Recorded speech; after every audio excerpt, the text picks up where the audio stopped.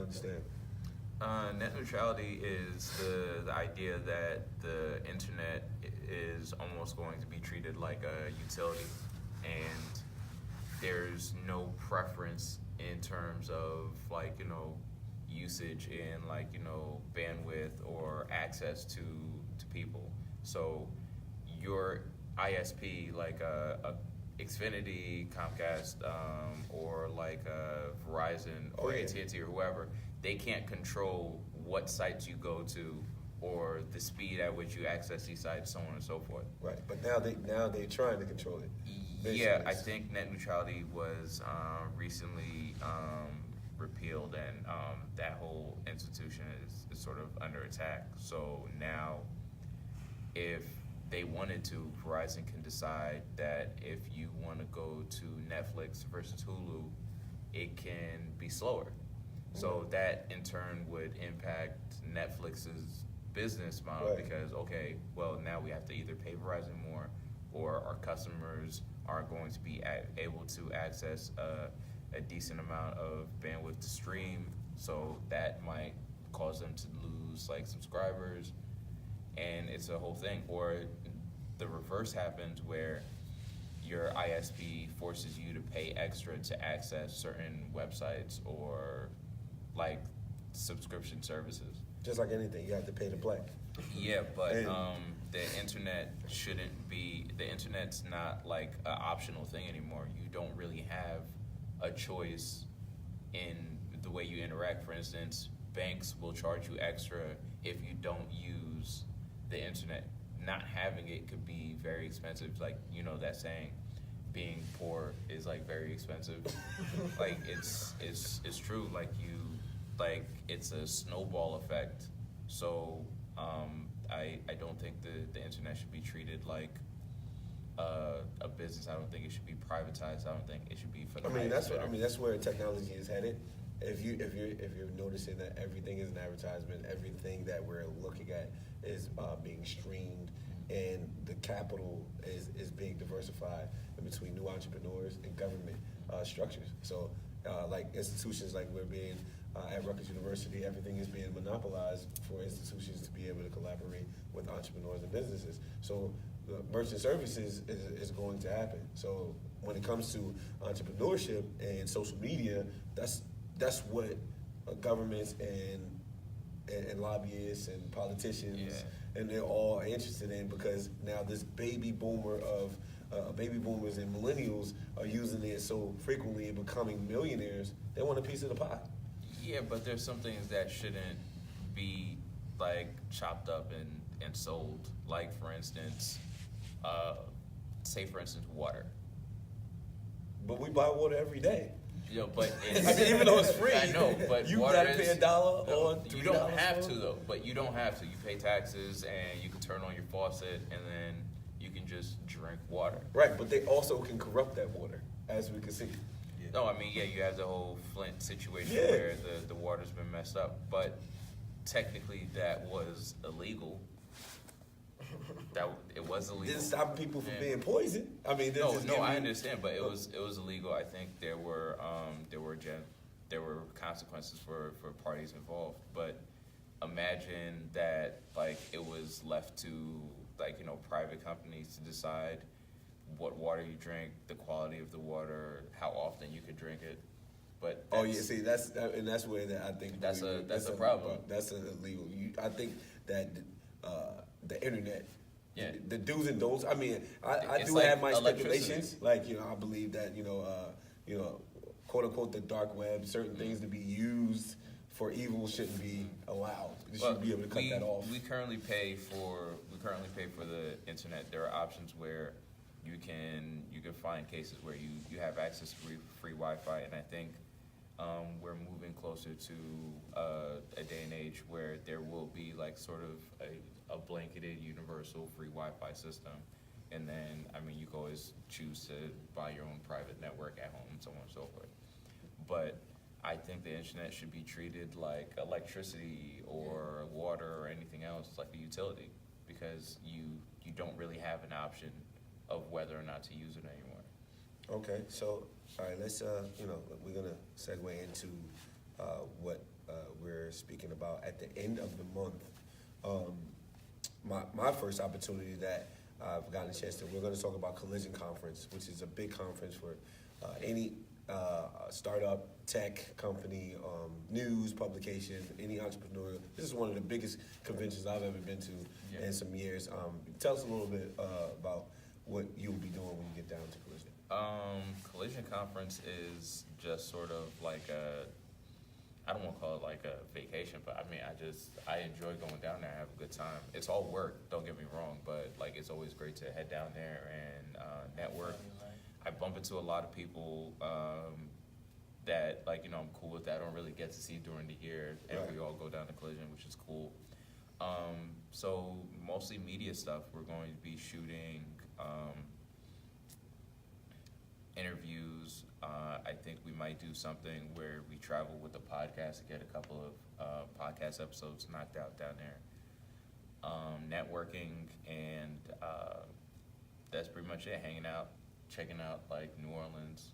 Yeah, man. It's also, I mean, I'm plugging a couple of things in. Like Jazz Fest is going on around that time.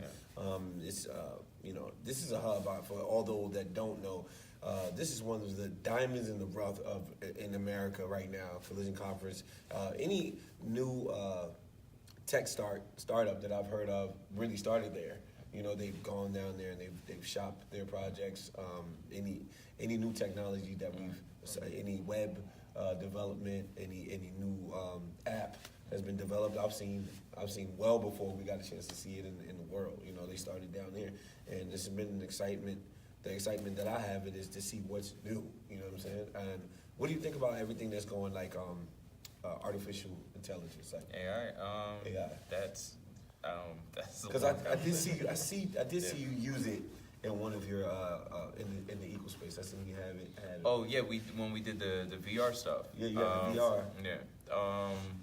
We were playing around. We do this gaming event every year, Manhattan, called Game Crunch, and we hold it at the Microsoft flagship store. We work with the Microsoft team to put together like, you know, amazing event, and where we're doing it this year, it should be sometime in June. Right. I'm guessing the 22nd, but I don't want to give a solid date. We did something in Newark, and we're introducing urban kids to the possibilities of VR.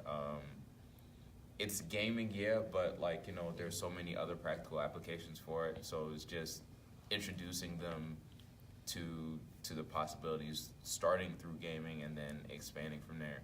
Right, because it's still like it's not touched as much by us than it is any other culture. Definitely, but I think by the end of this year, VR is going to be readily available in a way it wasn't before, like standalone devices where you don't have to insert your phone. You can just do the goggles. I know Vive and those guys are working on that. I know Oculus. Oh yeah, the Oculus. I think that's the 20. Did they? I mean, they came out well before with the prototype, but the Oculus was the first experience I've seen, and I think Samsung. Samsung Gear. But Samsung Gear, and I actually got a chance to experience the Oculus through Samsung.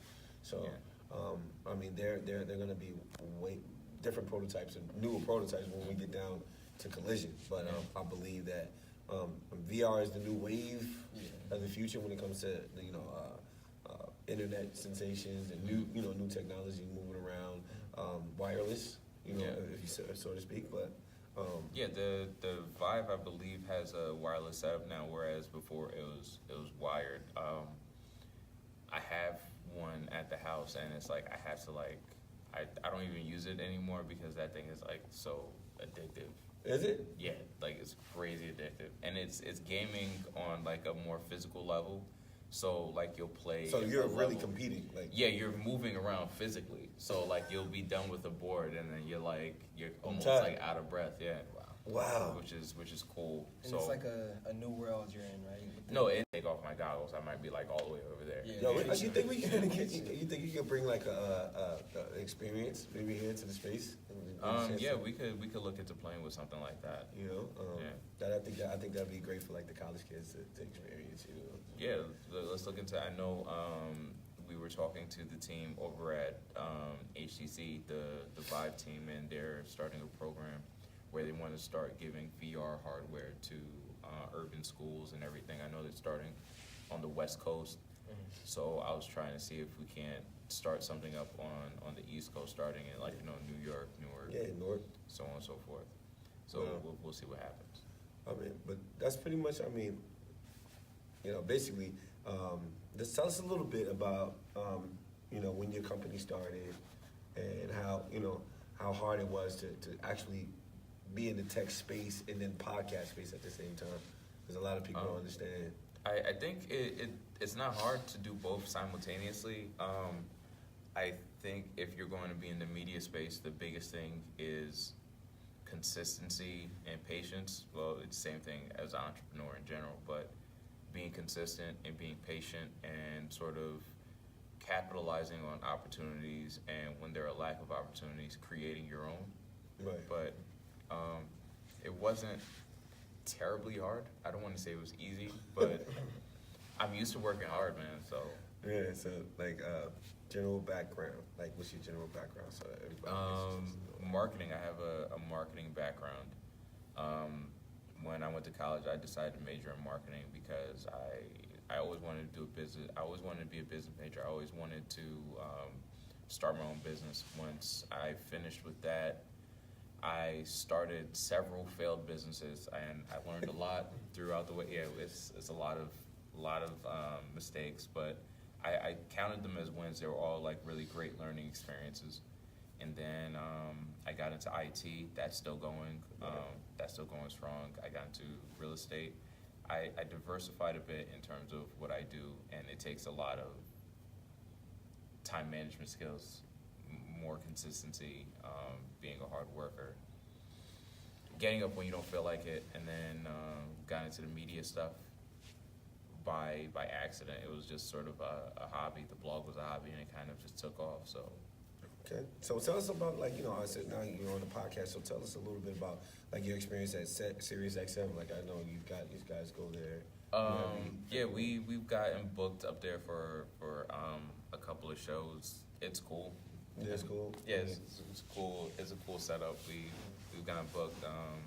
We've gone up there for Karen Hunter's show, and we're looking to go back up there soon to do some more stuff. It's a cool environment. Shout out to everyone on the Sirius team. All right, so what's the like the broad? What's your 2-year plan, and how big do you see Cali Tech's news and? Well, the plan going into the future is a broader media plan, and the way people consume media has been changing. So when I started LittleEngine Media, it was more so focused on curating content and developing content for different brands and helping them develop an experience and helping them build a community versus just like randomly throwing stuff out. So we're curating the social media experience for a couple of brands where we're shooting stuff and we're collaborating and working with brands on their digital strategy and the way they approach acquisition of users. Like when you're onboarding a user or a customer or whatever you want to call it, how do you keep that person coming back? Right. That was the question I had. I was like, how do you keep a general consumer interested or a college student interested in what you're doing? Because the consensus of boredom will happen quickly if they're not into. People want like more and more and more, like faster and faster and faster. Yeah. So it's like acquisition's half the battle. The next part is like retention. How do you hold on to people once you've gotten their attention? Right. And that's just the general business of where it's like interacting with new millennials. They want the fast gratification.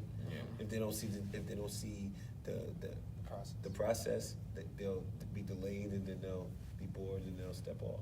So Yeah. I mean, obviously, you guys are a great company, and look out for them.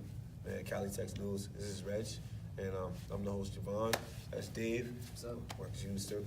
This is IMU, Impact Universe. We out. Thanks for having me.